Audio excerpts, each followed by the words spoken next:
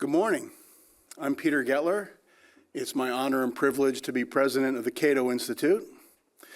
I'm going to deliver some introductory remarks that will be very brief because I know the number of people who have shown up here at Cato this morning or joining us online who are here to hear me speak is exactly zero, unless my mother happened to log in which case that number is 1, and I have to acknowledge her by saying, "Hi, Mom."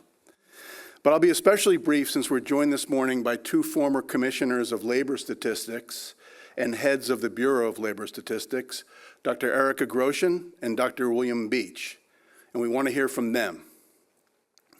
Of course, no head of the Cato Institute would ever concede that the production of economic statistics is a function that can only be accomplished by government. But so long as citizens and economic and market practitioners have ceded that role to the government, it's important that we do the best job possible in computing and compiling these numbers. I think it's always important to remember that economic statistics are not infallible. Most of us, since our days as students, fall into the trap, perhaps more often than not, of believing that our economic statistics reveal the absolute truth.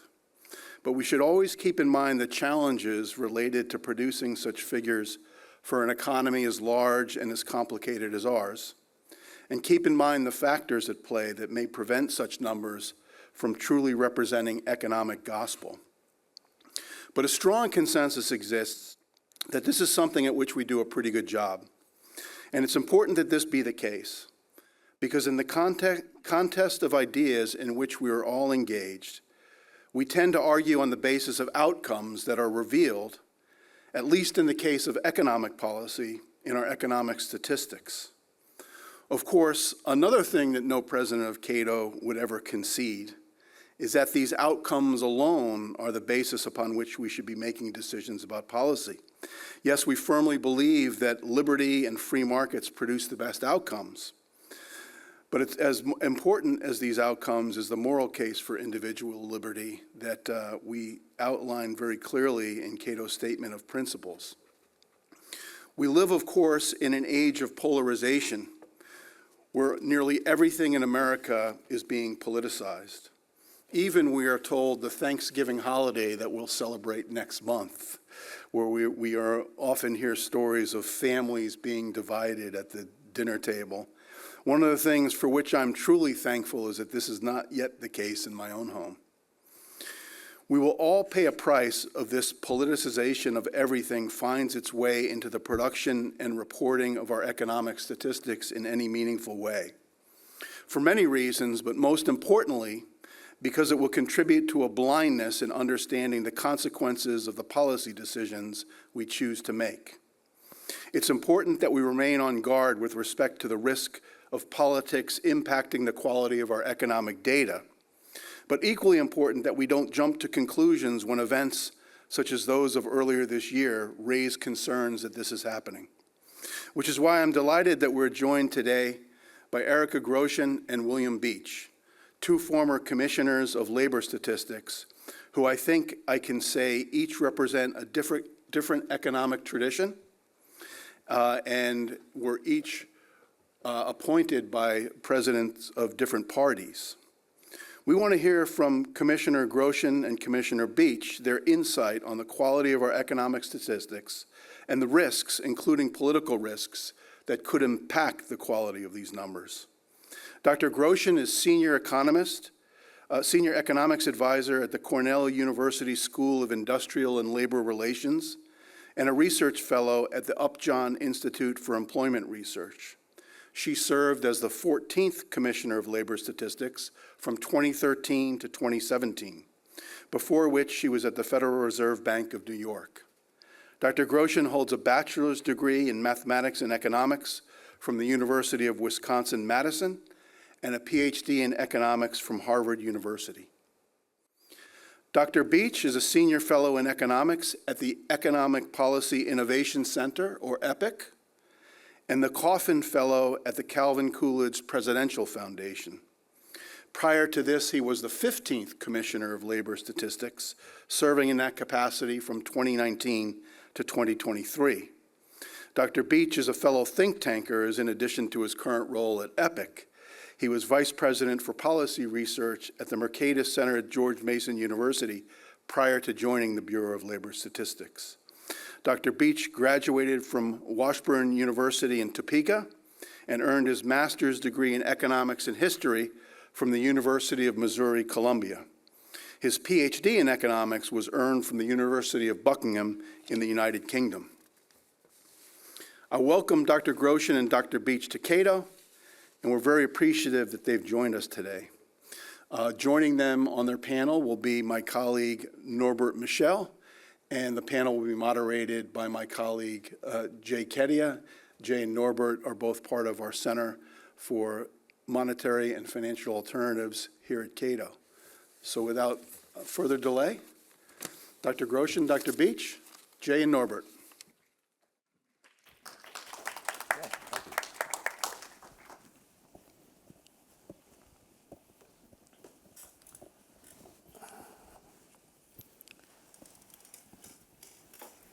Thank you, Peter, for introducing us and introducing everyone on the panel.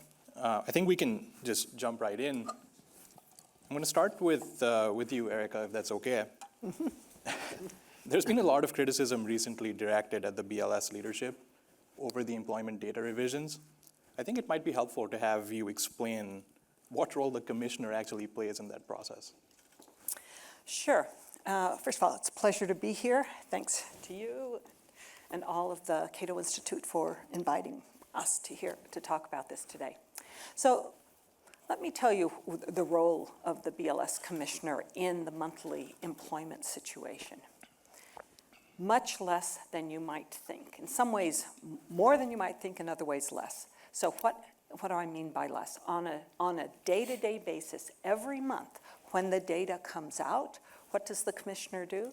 The commissioner waits until all of the numbers are final and has no access to any preliminary estimates or anything, just sees the final tables and sees a draft of the narrative that accompanies the numbers. So remember, there are two different surveys, the household survey, the CPS, the payroll survey, the CES. Those are processed completely separately by two different groups. And mostly, this is a really tightly coordinated process. It takes place over, the actual production of the tables takes place over just a few days after it's collected by programs that are set up way in advance that are used every month to produce the data. The commissioner gets the final tables, reviews the narrative, is briefed on what this means, and that's the role. The commissioner has no access to the input data, to the programs themselves, sees nothing before it is final. Bill, would you like to add anything to that? Yeah, I'll tell you a story. Everything Erica said was right, and that's where I usually start, by saying everything Erica says is right. When I first joined BLS, I was appointed by President Trump 2 years under President Biden, so I'm kind of a fence straddler here. I'm there first week, and I decide I need to change a word in the employment situation text. That's the text of the jobs report. So I call them the associate commissioner in, and she comes with 5 or 6 other very worried-looking people that I was going to change a word. And I did succeed in getting my viewpoint across, and I changed that word. I tell that story because the staff at BLS is so professional. Bill Wojtrowski, who's currently the acting commissioner, told me the day before I started, if you do anything, understand this, if I'm cut, I bleed BLS blue. It is a culture there which preserves the integrity of the data, protects the integrity of the data. Understand, BLS is not an independent organization. It's part of the Department of Labor, which is part of the government of the United States, which is an elected government through the President of the United States. So all of that power flows in the direction of BLS, but BLS has to have an arm's length relationship with the administration. And much of that arm's length relationship, which we might use the term autonomy, maybe, not a bad term, comes from this culture. Now, the commissioner is the person who is appointed by the president, nominated by the president, confirmed by the Senate. So it's a Senate-confirmed position. The commissioner really needs to be the link between the Bureau and the politics. Needs to know what the agenda is, right? But doesn't bring that agenda and say, this is what we're going to do. We're going to have, these are our numbers. So it is really it's not a unique position in the government. There are many other statistical heads that serve in this same role, but it is a vital and absolutely important part. If you're building a bridge, you're the architect for the bridge. You don't want to listen to the politician that says, we only need one lane and maybe not so much concrete and, you know, we can reuse the steel from another bridge. You don't want to have that. You want to have professionalism in the whole process. And I think that's where I'd like to echo what Erica has said. It's a very professional society over there. Yeah, and I would push it, one step further. As Bill knows, and he very much played this role at BLS, and I felt that this was a key component of my responsibility, is looking over the horizon.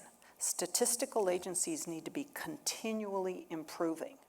If they don't, they lose relevance, they become relatively inefficient because they're not taking advantage of technological changes. So statistical agencies are never, and no program is never one and done. It's always in the process of getting better and getting better. And that's where the commissioner makes the most difference, making sure you've got the right people in place to lead that change, helping to direct what kind of changes you should go towards. That is the most important role, that and the communication that Bill was talking about. Yeah, Jay, I'll let you get something in here in just please.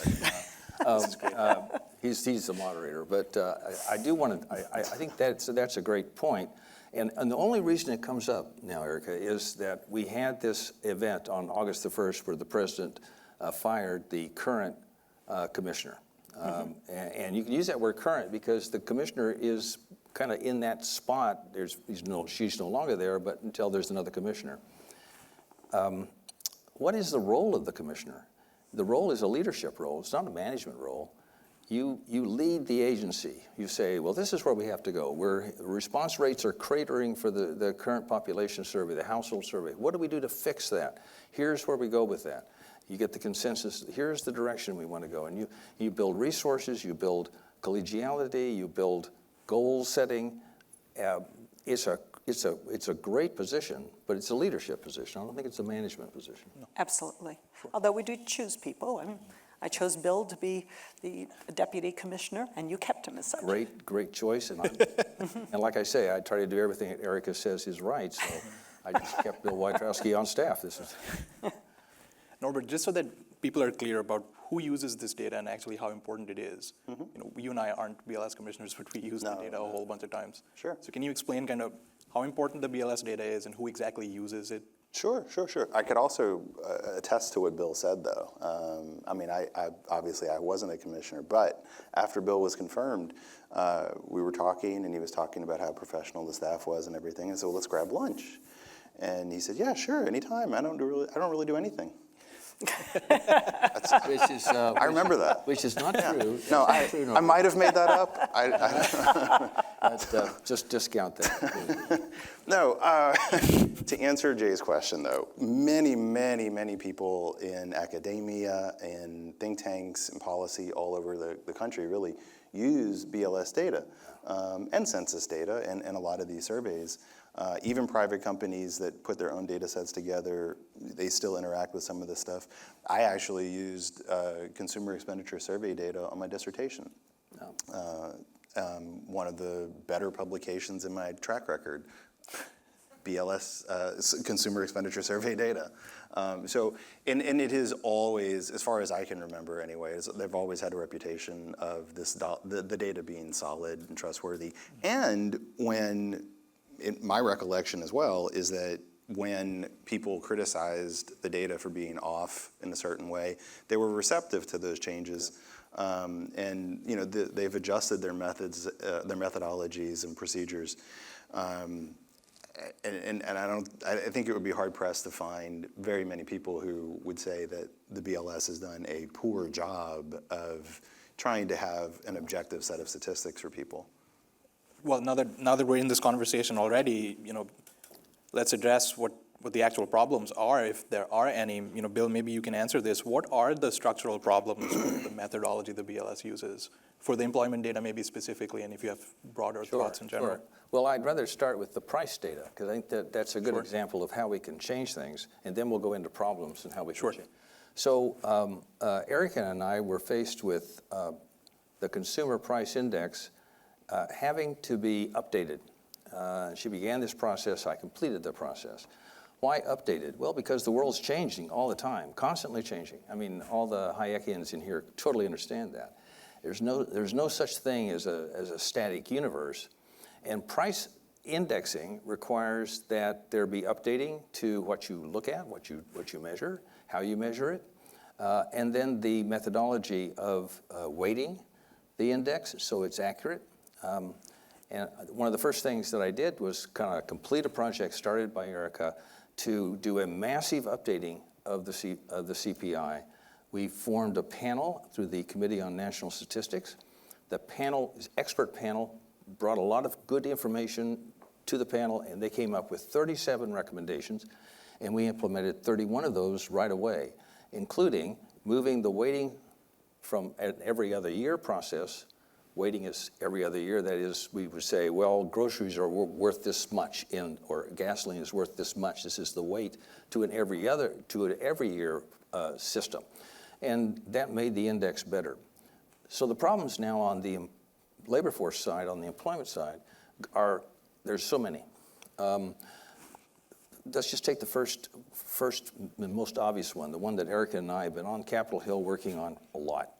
And that is that the cost of collecting the household survey, from which the unemployment rate comes, and the labor force data, the demographic data, and the response rate are moving in the opposite directions. Higher costs, lower response rates. We're getting to the point, I think, where certain details cannot be published in the labor force data, in the household survey. It is a matter of not just putting more money there, you have to in the short run, but to modernize that survey. Blend it with private sector data, blend it with internet data, create a much larger pool, have a survey and blended data, boom. The establishment survey from which we get the jobs numbers on First Friday, this is a survey of business establishments. I think Erica and I have a little disagreement here, but I think there are three things you really need to do there. You need to look at the seasonal adjustment factors. You need to look at a model called the death-birth model. We can get into that. And most importantly, in my mind, you need to have a different sampling frame for that survey. Now, these are really technical things, right? I went to the White House just recently, and I sat down and talked to the chief statistician. I said, there are three things you need to do and he was hoping I was going to talk about firing people. There was all these kinds of terrible things was going on. And I said, birth, death model, seasonal factors, and sampling frame. He's just like, oh my God, I can't stand this. So, yeah, there's some really important things to be done on both fronts. So maybe, Erica, you can talk about specifically, let's start with the birth-death model. Mm-hmm. Maybe it would be helpful for people, a quick overview of what that is and kind of what the problems are, and if you can think, if we can solve the problem right here, that would be great, but whatever you think the best solution to these things might be. Okay, so now every program at BLS is actually designed differently from every other because each one is designed for particular measurement objectives, right? So the whole idea of the establishment survey is that on a quarterly basis with a fairly long lag, BLS gets a really good count of the number of jobs in the economy. And this comes from administrative data. The BLS funds the states to curate their unemployment insurance records that they receive from the states for the employers. And these are used, the reason that the states do that is for what's called experience rating in the unemployment insurance system. But the states had to do that anyway. The BLS says, okay, we're going to fund you to curate that data to make it into a business register for the BLS to use to track employment in the country. So that has its name, QCEW, the Quarterly Census of Employment and Wages. Hugely useful information, but it takes a long time. First, the companies have 3 months before they even have to report it, and then the states have to process it, get it to the BLS. That's the most accurate data. That's available on BLS. Over the years has really speeded up that process, so now the delays are only 6 to 9 months, but that's still too long for monetary policy and a lot of other reasons. So to get the information out faster, BLS chooses a random sample of employers within the QCEW. It asks them to report on the monthly basis how many people they had on the payrolls during the pay period that contains the 12th of the month. So that's the sample, that's the question. It goes out to 160,000 employers every month. That covers over 600,000 work sites, about a third of jobs in the country, and that's happening every month, right? It comes back in, and the BLS tallies that up, and from that, it estimates how much job creation there was in the past month. Now, there are a couple of challenges with this, and let me mention the two most important ones. One is that when BLS asks the employers at the end of the month, how many people did you have on your payrolls during the pay period that contains the 12th of the month? Some of them can't answer in time. Their pay period may not be over yet, or someone's sick, or it's low priority, or whatever. And so only about 2/3 of them answer on time. But that's still good enough to provide useful information, and BLS does not want to sit on that, so it shares it as the preliminary estimate of what's happened to job growth. The next month, by then, most of the companies get another chance to answer. Most of them respond by the second month, and then they get a third chance to really just sweep it all up. And that's when, so that's 3 reads on that month. But, so that's one problem. That's not a problem, that's a feature, I should say. A feature of this is the BLS wants to meet both requirements, really timely and really accurate. Yeah. And so it issues the most timely estimate with the lower accuracy, and then works up the next month to much higher accuracy, and the month after that even higher, okay? A feature. Then, once a year, BLS says, well, we've been estimating all of this growth for the entire year. Let's check back in with the QCEW for that exact time period and see if we nailed it. And they know that one important reason that this survey is not going to match up entirely is because a survey of ongoing employers misses establishment births and establishment deaths. Because in real time, you can't actually detect either births or deaths. And so they have the birth-death estimate each month, and you can read the exact equation on the BLS website that estimates births and deaths in that month. Once a year, it trues up and it says, okay, did we nail it or were we off? And let me start off by saying, in the midst of the worst parts of the pandemic recession, Bill Beach's BLS nailed the job change. When that turmoil was driving everyone crazy, 2020 nailed it, right? This year, it was off. Right? Off a little bit more than normal, but not way out of way out of bounds for what's been seen before. And that every year this happens. Well, and just so that we provide some scale here, even with the following response rate, it's only in that first month you see that at about 65% of firms respond. But by the second month, you see that go up beyond 85%. Is that correct? That's right. And by the third month, it's 95%. Sure. But that's 95% of the establishments who have agreed to participate. we're down to 43% in the of the employers who asked to participate even agree to participate in it. So this is a failure of the private sector to do some civic duty that in past years, past generations, the private sector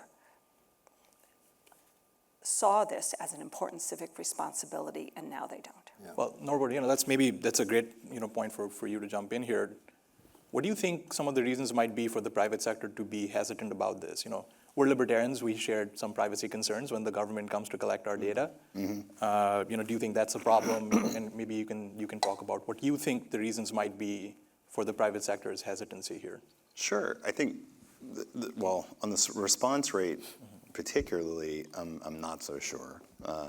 Maybe people are over-surveyed now. That could be an issue, I think.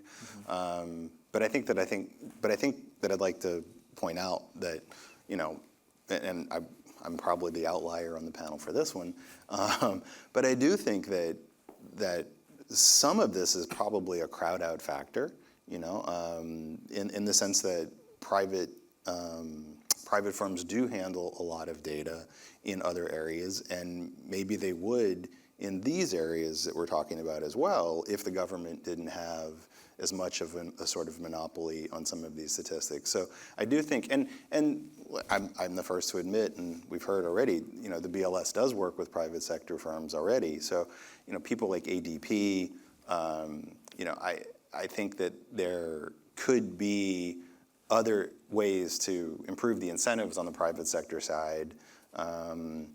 The Federal Reserve does a survey of consumer finances and has an excellent response rate historically, but they pay a lot for that.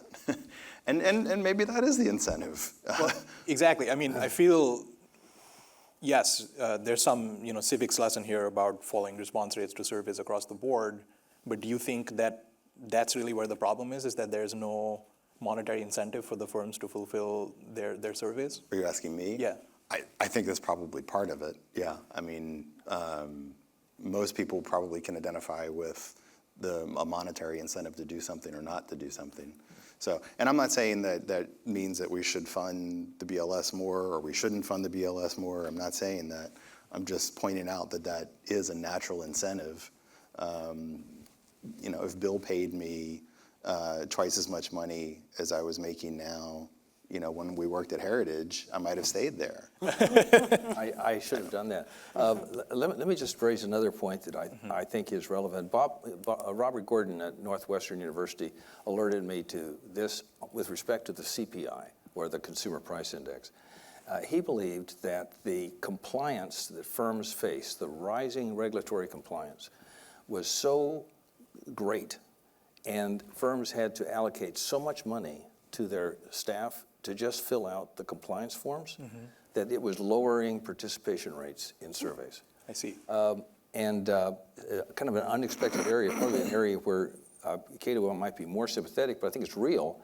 So if you have a firm, a small firm, that is required now by state, local, and federal government to comply with more regulations, fill out more forms, or do more paperwork, it could very well be that they've agreed to fill out our establishment survey form, but that they can't get to it. Or maybe it's something that's lower price, or because we don't compel it, it's not required, whereas these other forms are required by law. They just say, well, we're just going to skip this month. I must say the response rate for the first month is falling pretty rapidly. Sometimes it hits into the low 50s. And I think that's a real concern if you're using your first month to predict your third month results, and you've only got 50% of your returns. So maybe that's one of the causes for the large revisions. But we should look more comprehensively at the business community and say, well, it's just not that they don't want to participate. That's not been our history. Our history has been patriotic participation in the surveys, very strong participation. It's that maybe they just are so burdened with the cost of government in their business that they can't participate in some areas. I think we certainly would agree with that as well. Well, I think it's an empirical matter. I don't think we have to approach it as from a theoretical standpoint. I think we should be surveying.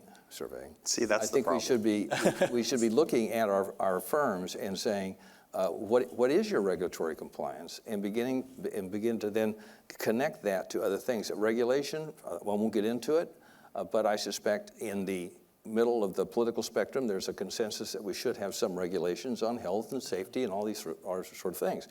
If it's now affecting our statistical infrastructure, which is how we run the economy, then we need to right-size some things. Yeah. And I mean, there are a number of really important tools available for doing this. So one of the projects that I've gotten involved in since I left the BLS, that actually has engaged the BLS along the way, is being run by the U.S. Chamber of Commerce Foundation to create data and technology standards for employer data so that they become much more interoperable, right? And what that does is lower the burden on companies of doing all sorts of reporting to the government, but also on doing benchmarking for themselves and allowing them to do due diligence, things like that. So this is an effort to create a public-private partnership environment where employers and others who need to get data from employers can sit down at the table and decide what should these records look like so that it's very easy for the employers to respond and to set up systems to enable it. And that is the statistical system of the future in my eyes. Norbert, would you want to jump in here? Yeah, and those things, these make sense. They do. Not surveying people to find out if they've over-surveyed. Yeah. We That can't would do not work. We can't do that, Bill. Yeah. But otherwise, though, these things do make sense. But I just wanted to point out, just to kind of make a finer point on what I was saying about crowding out. Many companies, payroll companies, hedge fund companies, large publicly traded corporations have an enormous amount of data, and they could profit off of that. There would be a profit motive there. But as long as we have the government providing the data, there's much less of an incentive for people to buy it. And if there's less of an incentive for people to buy it, then there's going to be less of an incentive to produce it. So that is what I mean by the crowding out piece. So I'm going to disagree. I knew it. I don't actually agree. So what is the role of government data and private data? I actually think it's a complementary role and not one of substitutions. So here's a story. I was at a conference. At the conference were some folks who scrape the web every day for prices. And they were complaining about how low frequency and how poor BLS's price work was. And they could do it every day. They were much better. Super beings. So at the break, I asked them, well, how do you know you're right? And they said, well, it's easy. We calibrate to the CPI. So what I think I hear from private individuals is that we can collect our company data for our own ROI purposes, our own HR purposes, whatever it is, market penetration rates, and we can then compare the relevant portions of our own data to the systemically comprehensive data that BLS points out. And then when we talk to, say, the big box companies or the big transportation companies, and we say, can we use your data? They're very eager for us to use their data because it increases the complementarity. So I think the statistical system of the future is not private or public. I think both are not going to work. I'm very pessimistic about the public system. I think it's failing. I think it's got limited life expectancy because neither party is interested in really sustaining it over the long run, really getting behind it. But I think that a robust semi-private system, which is built around a spine of strong public data and eager participation by the private sector, is going to work. And why do I think we'll get that? Because the private sector cannot function without national data. These national companies need it. Even the small companies that operate at a local level need to know what the prevailing wages are and what kind of conditions here and there and so forth and so on, or prices in the CPI. So it's infrastructure. I think the future is one of of great promise if we can get past some of the political hurdles right now. But it's going to be this kind of, it's not a public-private partnership. It's more like co-production of our national statistics. It's really what I think I'm seeing. Yeah, yeah, and I would push this further and say, look, freedom is the opportunity to make your own choices, right? And that will give us the best outcome for the country as a whole and us individually, as long as we make good choices. And what do we need to make good choices? We need evidence. Otherwise, we make what's technically known as lousy choices, right? And that doesn't get us where we need to go. Right. And if we want to have even the poorest people in the country making good choices, then we need to provide them with the information. The smallest companies, they need to have access to the same information about economic conditions and local conditions and where the likely employees are and what their characteristics are as the big companies. Well, I mean, let's just get into the whole private sector debate now then. Norbert, we hear this argument a lot. It's funny, we're discussing this about the BLS, but this is usually an argument in healthcare or something like that, where it's like, okay, can we have a government-private sector compromise where you have both options? Let's put on our econ hats now and kind of discuss, can you have a free market alternative for this data if there is a zero-cost public option? Well, that's a great question. I mean, I think on the surface, I think you typically would argue probably not, in the sense that, again, you're not going to have very many customers willing to pay top dollar for top quality information from a private source if it is provided for free, quote unquote, by the government. So I don't see how you could get there. Maybe I'm wrong, but I think that, in principle, especially with the system that we have, I have absolutely no problem with private and public sectors working together and trying to come up with the best sort of most objective data that we have, and I think that's what we've been doing. But to answer your question directly, I don't think that would work. And just to use a kind of template for this, sorry, to be extra clear, like you would have a better outcome without the monopoly provider. Of course. Well, and so both of us work in macro finance research to some extent. The financial sector kind of gives us a template for this. You have Yeah, absolutely. massive platforms like CompuStat that forget monthly. We have a debate about. And more private data provision that's useful as infrastructure coming out of the private sector. I mean, there's no barrier or constraint on the provision of private data. It's just not very likely that it's going to be in the near term adequate. Let me give you an example. I doubt anybody in this room knows, and maybe I'm wrong about this, that what the most popular BLS product is. Erica knows. It's not the CPI, it's not the PPI, it's not the jobs report, it's the Occupational Outlook Handbook. And this is a handbook which is by far and by a full magnitude more popular than anything that BLS produces. And who uses the Occupational Handbook? It is people who are leaving school, leaving the military, leaving prisons, wondering where should I go, what training should I have, and what is the expected salary that I'll get in over a 10-year period. Now, that is a huge public good collected through the National Compensation Survey and other surveys that BLS does. Very expensive survey. A lot of people go into it. A lot of people go into the publication of that book. And I doubt that anybody in the private sector would be producing that book as comprehensively as it is. It's an HR book, but it's for all parts of the universe of occupations. I'm as libertarian as anybody in this room, but I think there is a role here for this public good at the present and in the near term. In the future, it could very well be that private sector will find ways of producing infrastructure that is useful and that they get an adequate rate of return for, because that's another question. The public rate of return is not visible.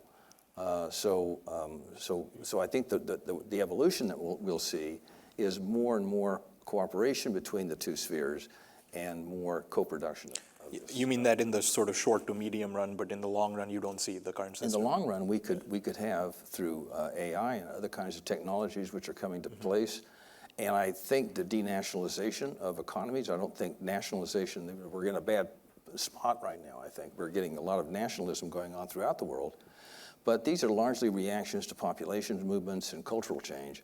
I think as denationalization resumes, that you'll see more and more interest in cross-border statistics, which will have to be essentially produced by cooperative efforts of governments and private sector together. Right. Yeah, and I would say hugely important. I mean, the private sector data that is coming out is hugely important to the public sector. It supplies some of the granularity and timeliness that it doesn't pay for the federal government to be producing, that people are willing to pay for individually with one of these providers. So the Commerce Bureau recently did a study of what has been the growth pattern of the companies that use federal data more than anyone else. And they are growing at 50% faster than any other part of the economy. They are just blossoming, and they are depending on this scaffolding of the federal data that is used.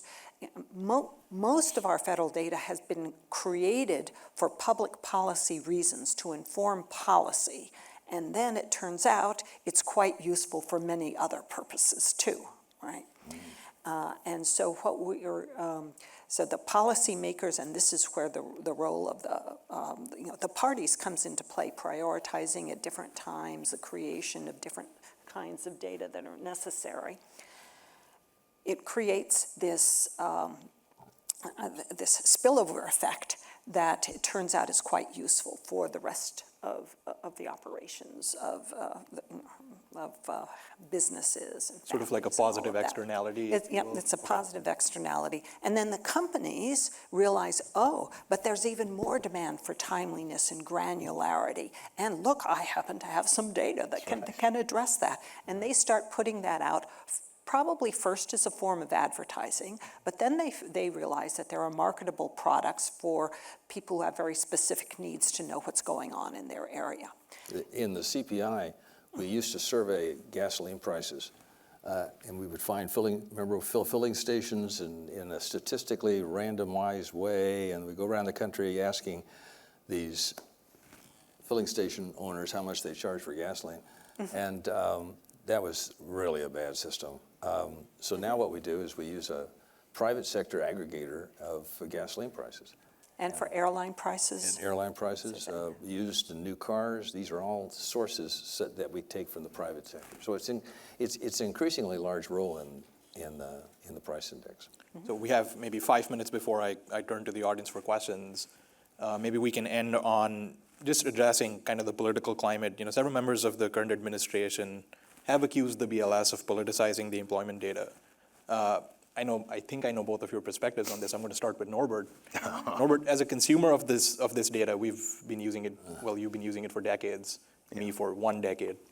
Have you ever considered that as when you're using it? Is that something you've ever worried about? No, honestly. Say that again.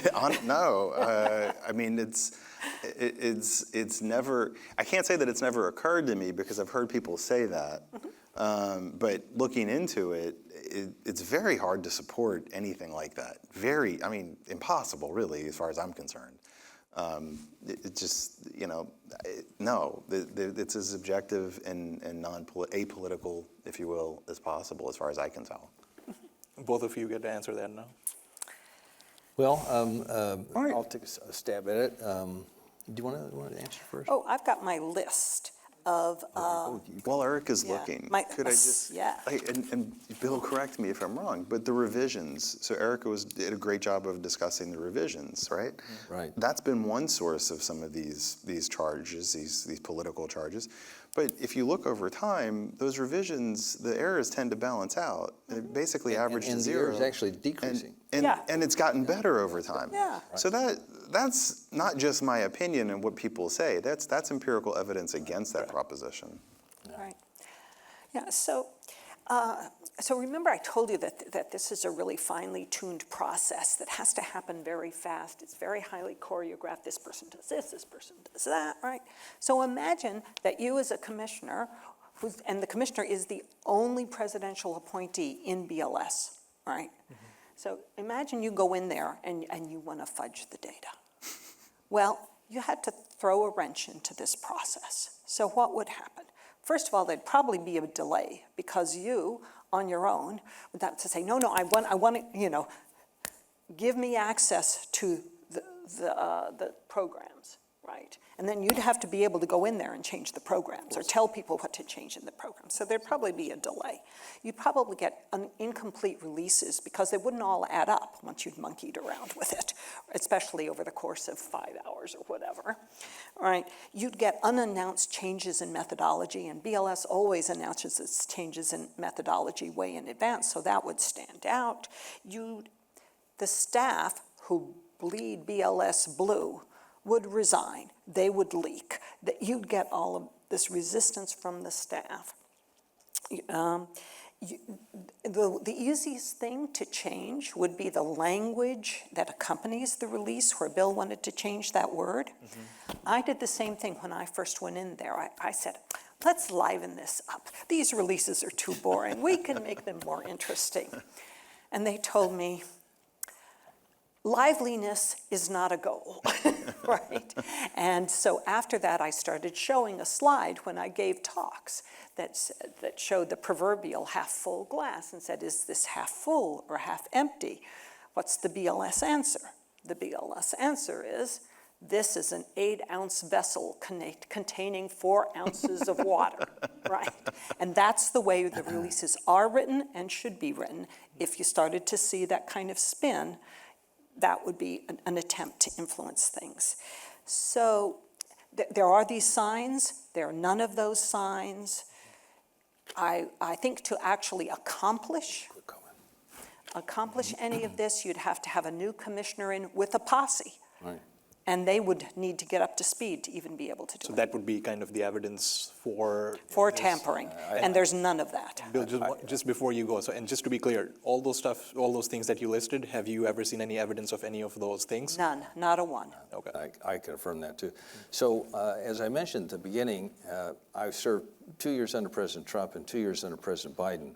So let me tell you how politics does come in to the Bureau, because it would be foolish to say it never does.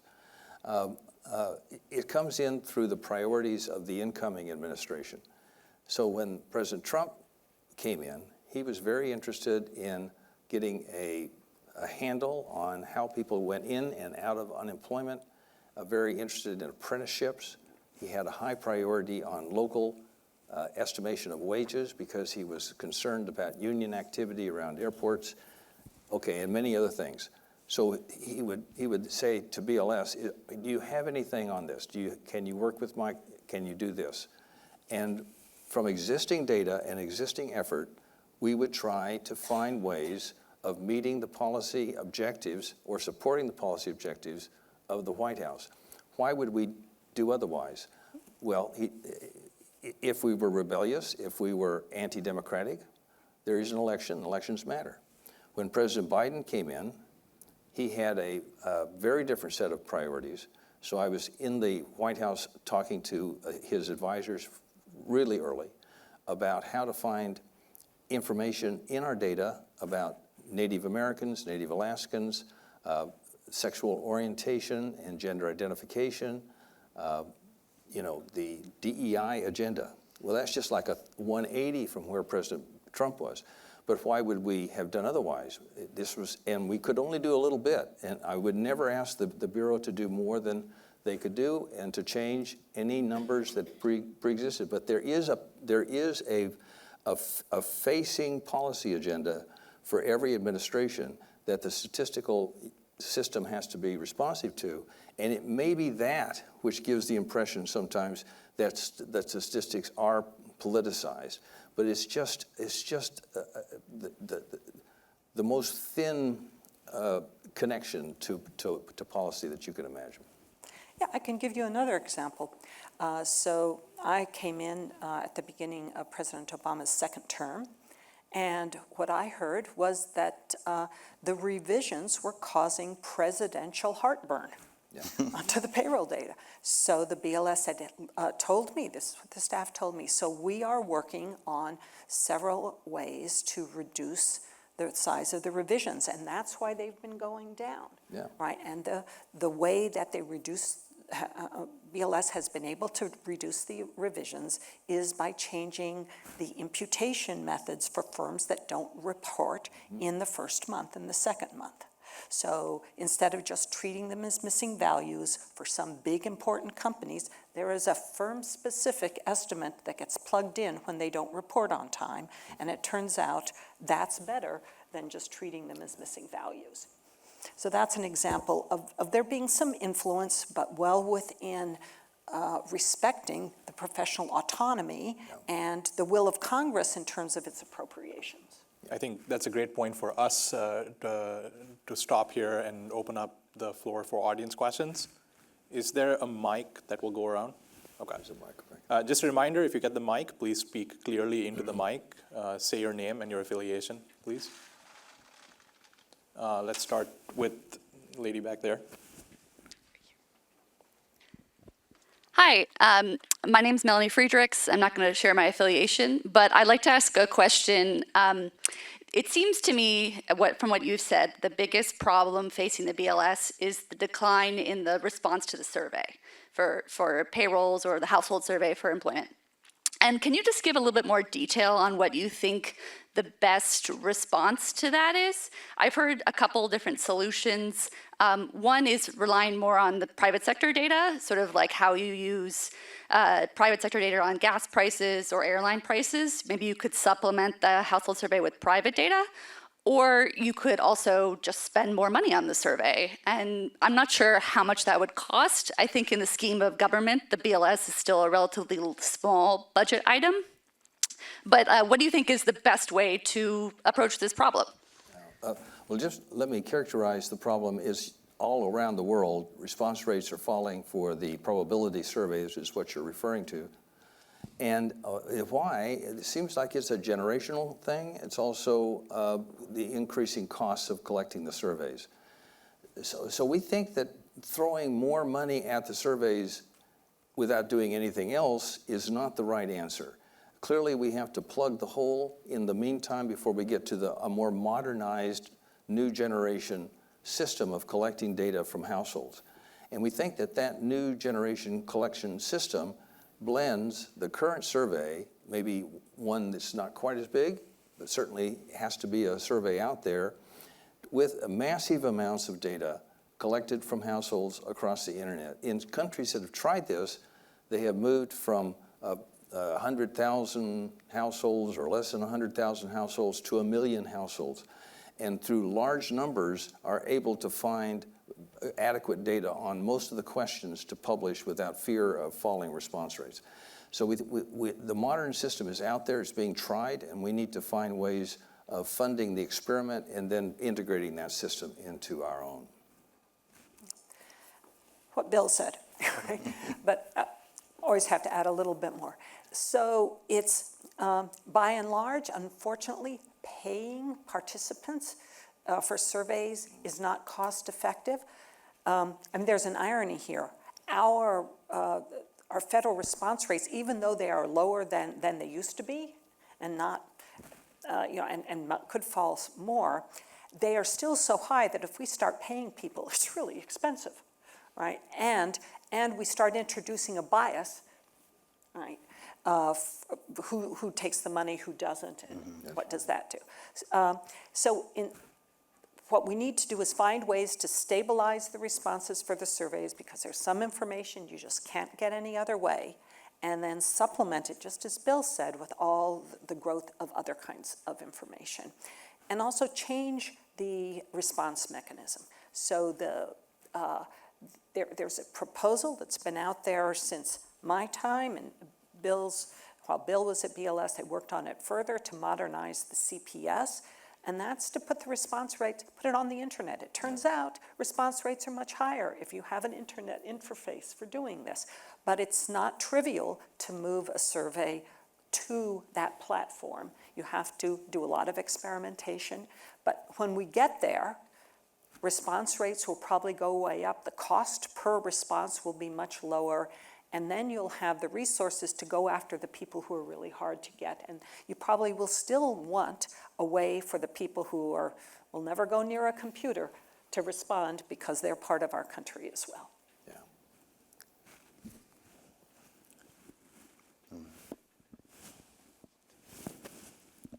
Hello, my name is Felix Houghton. I'm a student at Georgetown University. Do you think the idea of a BLS that is politicized will endure into the future? And if so, what do you foresee the long-term effects of that being? And if not, why not? So let me start with that. Anybody who's been a parent or had a parent knows, trust takes years to build up and a moment to destroy. Yeah. And trust is not a wishy-washy, iffy thing for statistical agencies. It is mission critical. Nobody uses information to make their most important decisions if they don't trust it. So the attacks on the unwarranted attacks on the integrity of BLS and the other parts of the statistical system will do lasting damage until trust is rebuilt. And right now you have trust in the people who believe those making the unwarranted attacks. Their trust has obviously gone down. And then the people who don't believe it are worried that the cures for this are going to actually make the data less trustworthy. So this is a bad place for the agencies, and we need to recover from it. I trust that the more informed and sober minds of our, in our country will work hard to repairing that damage. But it's not trivial. We have entire books written for the statistical agencies on the practices they need to follow to make sure that the data are trustworthy. And it starts by never claiming that it's perfect, because it never is, and making sure you're completely transparent, because people need to understand the virtues and the limitations of every statistic. Statistics are by definition not perfect. They're only as good as they can get. All right? And BLS data are not perfect, but they are better than any alternative outside of there, and they could be better than they are now. Yeah. Do you want to add to that, Bill? Or? Well, just to share a conversation that Erica and I had with Dr. Antoni when he was a candidate. And we told him, and during that conversation, that the commissioner's job became a lot bigger job on August 1st as opposed to when it was, what it was on July 30th or 31st? I don't remember. 31st. And the reason is that the commissioner coming in has got the additional job now of restoring all that trust. No way, Norbert. It's unfortunate that although I love Bill to death, and I've just met Erica. Erica's very nice. Thank you. This is great, and this is what we do, but it's very unfortunate that we have to be having this conversation right now. We are not in a good place with this. This is not productive. This has not been helpful. And, well, I won't say anything about somebody we just spoke of, but none of that stuff is helpful. And I want to point out that it has accelerated the retirements of key people at BLS, key people throughout the whole statistical system. There's not a statistical agency out there that has less than 20% vacancy rate right now. Yeah. We have, 11 major vacancies in the senior leadership? 12. 12. Out of 35, so that's... 35. So that's a pretty significant number. It's a big number, and so when you let's just say it was a well-meaning attack. We'll just give that to the president. When that was done, there should have been, or before that was done, some thought to the infrastructure in the agency. Remember, this is like building a bridge, and if your key construction workers and architects are suddenly missing because they have lost heart in the project, that bridge is very likely not to be as strong a bridge or as useful to the public. So So yeah, there's a lot of work to be done here, and Congress has to play a big role in that. Yeah. Let me throw out one last thing. The other thing that trust is really important for, response rates. Yeah. Why would you bother responding to a survey that was garbage? Yep. Right. Bingo. It's gotten very serious. Norbert, let's have some fun. I think this is a pretty libertarian question, so I'll go to you first, Norbert. I thought I was being fun. The White House website, congressional websites, central bank websites, and others are regularly down or missing. Why should I trust government data when it can't even manage consistent website hosting? Oh, there you go. I'm going to throw that in there with the shutdown we're in right now. Maybe you can take that all together. We're in a shutdown. We've missed, I think, one jobs report. We might miss a CPI report as well. Go with that wherever you like. Why did you give that to me? That's not fun. I do think that kind of bolsters the case, though, of having multiple options and having multiple sources of data. And, maybe a better place to get to is, that the production is to recognize that, say, just for example, the production of the inflation rate, maybe that's not a public good, but maybe some of that data is a public good, maybe. Let's just say maybe that's the case. I'm not sure it is, but let's just say. Well, then maybe a better place to get to is sort of the government producing data. And in other words, you have the survey data, you have everything compiled, and you have a flat file, and people can do whatever they want with it. Maybe that's another way to approach the thing. I'm just, I don't know. That's not fun either. I don't know. Yeah. I know. It's not been a very fun day, but Sorry. yeah. It's been very informative, though.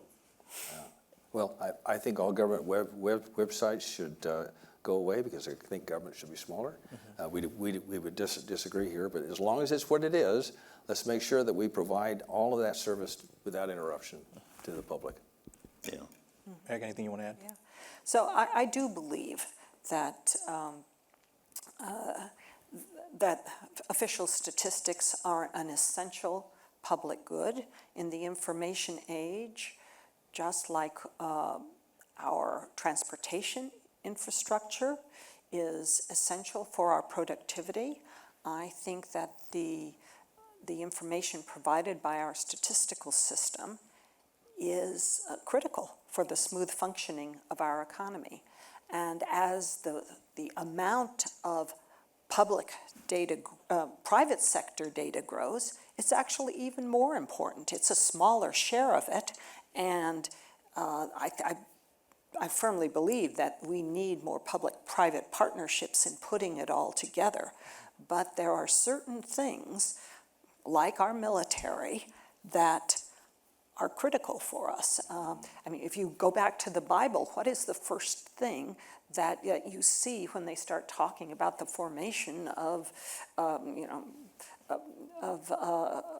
Israeli tribes, right? Weights and measures. Well, that's the beginning of statistics, right? Is making standards so that we can make good transactions with people whom we don't know. Nice. Well, thank you all so much for joining us, and thanks to our audience, both in person and online, for attending. Please join me one last time in thanking our panel. Thank you all so much.